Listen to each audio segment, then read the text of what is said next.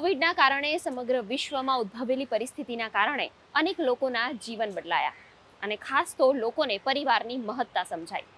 ત્યારે આજે 40 દેશોમાં ફરી ચૂકેલા અને 2 દાયકાઓ સુધી પરદેશમાં રહી ચૂકેલા એક એવા ગુજરાતીની વાત કરવા જઈ રહ્યા છીએ કે જેમણે પૈસાની સામે પરિવારને પ્રાધાન્ય આપી કરી રહ્યા છે તેમના મનને સંતોષ આપતું કાર્ય. 17 થી 18 વર્ષ હું દેશ બહાર દુબઈમાં રહ્યો. ત્યાં એક MNCમાં એઝ અ ડેટર તરીકે કામ કરતો હતો. કામ સાથે સાથે મારે ટ્રાવેલિંગ રહેતું હતું. એમાં હું 40+ કન્ટ્રી મેં ટ્રાવેલ કર્યા છે, જેમાં African countries, middle east countries અને એશિયન કન્ટ્રીઝ સાઈડ.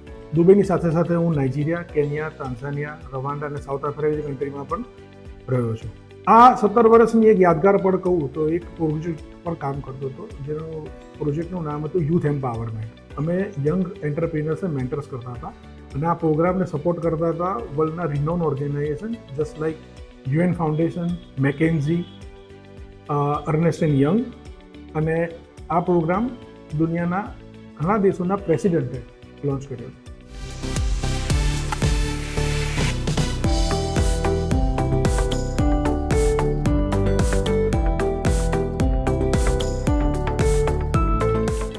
કહેવાય છે ને, ધન ધાન્ય ફૂલે લચકેલી મુજ માતૃભૂમિ લહેરાય. બસ એવું જ કંઈક થયું અમદાવાદમાં જન્મેલા અને વિશ્વના સુંદર અને સમૃદ્ધ શહેરોમાંનું એક એવા દુબઈને પોતાની કર્મભૂમિ બનાવી ચૂકેલા હેતલભાઈ શાહ સાથે. તેઓ પરદેશમાં અવિરત સફળતાના શિખરો સર કરી રહ્યા હતા અને જીવી રહ્યા હતા વૈભવશાળી જીવન. પણ અચાનક એવી તો કઈ બાબત બની વર્ષ 2020માં જેણે તેમને ઝંઝોડી મૂક્યા અને રાતોરાત કર્મભૂમિને ત્યાગી તેઓ પરત આવ્યા અમદાવાદ અને 2 વર્ષ સુધી માત્ર ઘરે રહીને પરિવાર સાથે જ વિતાવ્યો સમય. દરેકનું જીવન 2 પરિબળ પર ચાલતું હોય. એક છે પૈસો અને એક છે પરિવાર. પૈસાનું વજન ઘણીવાર એટલું બધું હોય કે જ્યારે એમાં પરિવાર પાછળ છૂટી જતો હોય.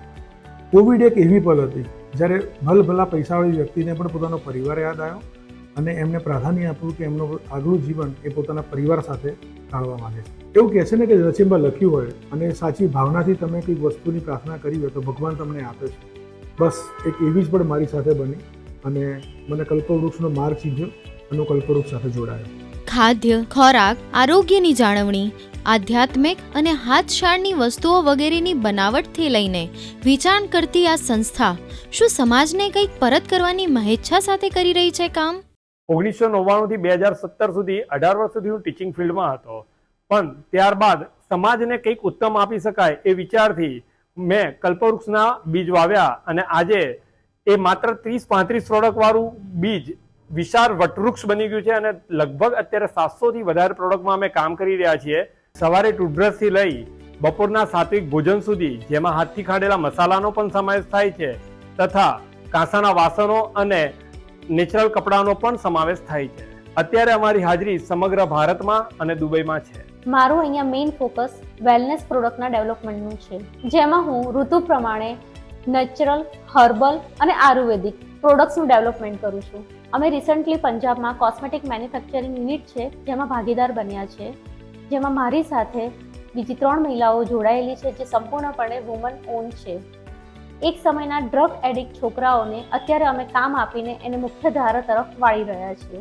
ઈચ્છુક વિમન્સને જાંગડ ઉપર આપણે ખૂબીની પ્રોડક્ટ્સ આપીએ છીએ, જેમાંથી એ પોતાનો ધંધો કરે છે અને જ્યારે માલ વેચાય ત્યારે એનું પેમેન્ટ આપણને કરે છે. એટલે એમને 0 ઇન્વેસ્ટમેન્ટ ઉપર આપણે આ ધંધો કરવા માટે ફૂલ્લી સપોર્ટ કરીએ છીએ. આવા જ એક ટચ પોઈન્ટમાંથી એક બેન છે જેમનું નામ છે પિંકીબેન, જે અમદાવાદ સ્થિત છે. એમને સ્ટાર્ટ કર્યું હતું એઝ અ હોમ સ્ટોર. આજે એમની ફૂલ સ્કેલ દુકાન છે. હું ખુબી ઓર્ગેનિક સાથે 7 થી 8 વર્ષથી જોડાયેલી છું. મેં જ્યારે ચાલુ કર્યું સ્ટાર્ટઅપ ત્યારે મને એવું લાગ્યું કે હું જે વસ્તુ પ્યોર ખાઈ રહી છું એ બીજાને પ્રોવાઈડ કરું. એટલે મને ઈચ્છા થઈ એટલે મેં ઘરેથી સ્ટાર્ટઅપ કર્યું અને 3 થી 4 વર્ષ સુધી ઘરેથી સ્ટાર્ટઅપ કર્યા પછી મને એવું મારું પોતાનું સપનું એક હતું કે હું દુકાન કરું. એટલે મેં છેલ્લા 4 વર્ષથી દુકાન કરી અને એટલો એ લોકોનો એટલો સપોર્ટ હતો કે એમણે બહુ જ સાથ આપ્યો અમને કે અમારું પેમેન્ટ બી ક્યારે અમે અમારી અનુકૂળતાએ આપીએ પણ એમણે માંગ્યું નથી અમારી જોડે. શક્તિ સાથે આવે છે મોટી જવાબદારી. જો આ વાત થોડા વધુ લોકો સમજી જાય તો અનેક સમસ્યાઓનું મળી શકે છે સમાધાન. ગુડ ન્યૂઝ ગુજરાત માટે અમદાવાદથી ક્ષમા કામદારનો રિપોર્ટ.